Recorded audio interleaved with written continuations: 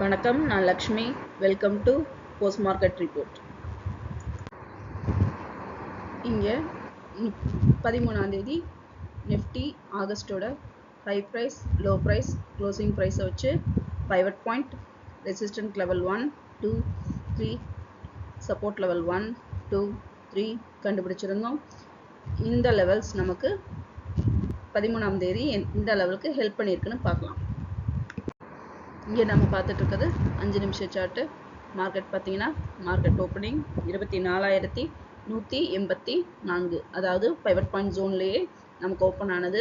Open ஆகி pivot பாயிண்ட்டையும் break out பண்ணல, support level 1ஐயும் break out பண்ணாமல் மார்க்கெட் சைட்வேஸில் மூவ் ஆனது.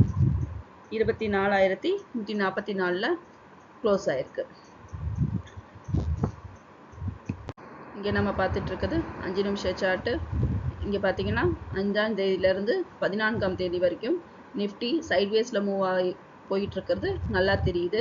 இங்கே இந்த ரெசிஸ்டன்ட் ஜோன்லேயே பார்த்தீங்கன்னா இந்த லெவல்லையே மார்க்கெட் வந்து பார்த்தீங்கன்னா மூவ் ஆகிக்கிட்டு இருக்கு.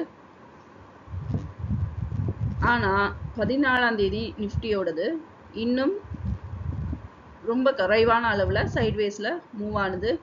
அதனால் 16ஆம் தேதியோ அதுக்கடுத்த வாரங்கள்லையோ மிகப்பெரிய ஃப்ளக்சுவேஷன் வர்றதுக்கான வாய்ப்புகள் நிஃப்டியில் இருக்குது.